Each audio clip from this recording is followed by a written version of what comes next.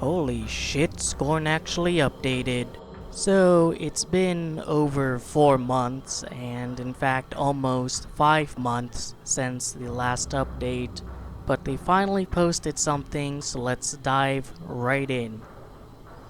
The first thing they mention is that the reason it took so long was because they were working on an important internal development milestone, which on Facebook they clarified was set up by Kowloon Knights, a sort of video game funding company the Scorn devs signed up with last year in order to be able to complete the game as just one title rather than splitting it into Part 1 and Part 2.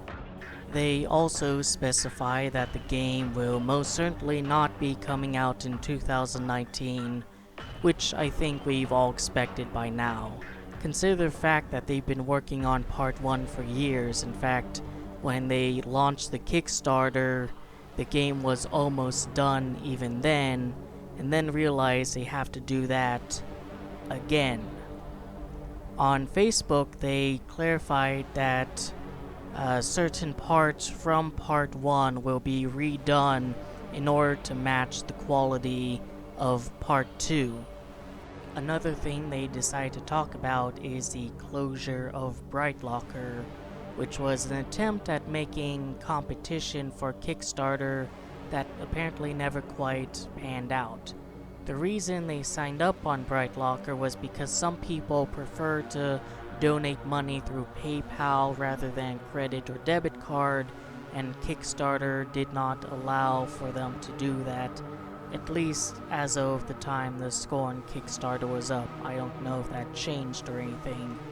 But they've stated that the rewards will be shipped, they have all the information, there's no need to worry, but I gotta wonder why they didn't just write this as soon as Bright Locker shut down. This is 3 sentences. It's not going to take away at any major development time. Just write it down, post it on Kickstarter, copy and paste it to your social media.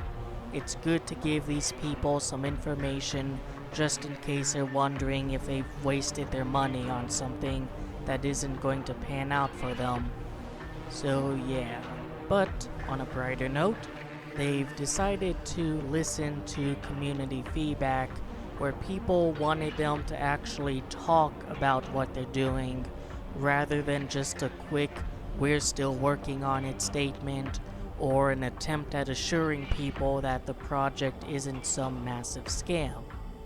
They've apparently worked on the save systems and fully implemented the healing system, which we don't really know anything about because you couldn't heal in the demo, and improve the full body awareness aspect of it, which is apparently going to be integral to the game's storytelling, probably because there's no text and dialogue to carry that weight. They've also improved the inventory, which is interesting because we know Scorn Guy can carry weapons, and we know he has this weird stone key thing.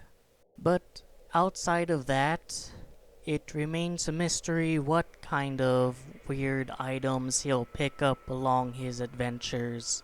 One funny thing I've noticed is that they were manually inspecting all of the levels for holes. If you watch closely during the gameplay trailer, there is actually a part of it where there is a hole in the environment, but ultimately that's neither here nor there.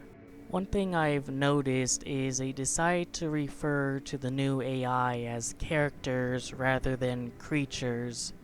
This is no doubt me looking too far into it, especially since they specify that this AI is going to be able to group up against a player, which seems more akin to the creatures we've seen, but I do wonder if there will be any actual characters in the game and not just hostile or friendly or indifferent wildlife. Will there be anyone, any entity in the game that Scorn Guy really makes a connection to, is what I'm asking. The final thing they mention in the Kickstarter update is that they've been working on some development tools mainly tools to help with testing walkable surfaces, which I recall in the demo there's a few surfaces that are technically walkable, but doesn't seem like you're supposed to be on them, and when you are, there's like zero friction on them. Additionally, they've also implemented a custom world browser, and I'd like to know, will there be like a new game plus or a level select in the game for when you beat it and want to go to a specific area? Or is it that if you want to go to a place you have to start all over again? The update caps off with a short little clip of part of one of the puzzles. Based on the architecture, the red moss, and the decaying creatures, this seems to take place in the same area as the gameplay trailer and demo, but in a part that was unexplored or unexplorable. Based on the size of the creatures and the spheres, they look to be very big balls that will at least reach up to Scorn Guy's waist. However, I noticed that within the casing of them has this sort of glass-like substance, which is interesting because we haven't seen glass at any point in any of the other Scorn materials.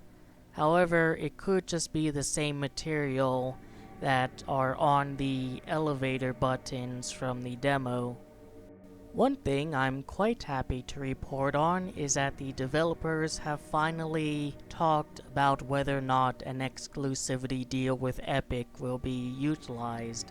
This was a concern for many people considering all the indie devs and even AAA ones who have jumped aboard that bullshit, but the developer Nicola Riccio has stated that they are not looking for an exclusivity deal, and have stated they are going to stick to their promise of releasing on Steam or a DRM-free version.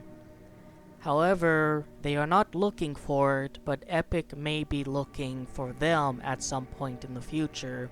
So hopefully they stick by this, not just for their Kickstarter backers, but for the larger gaming community.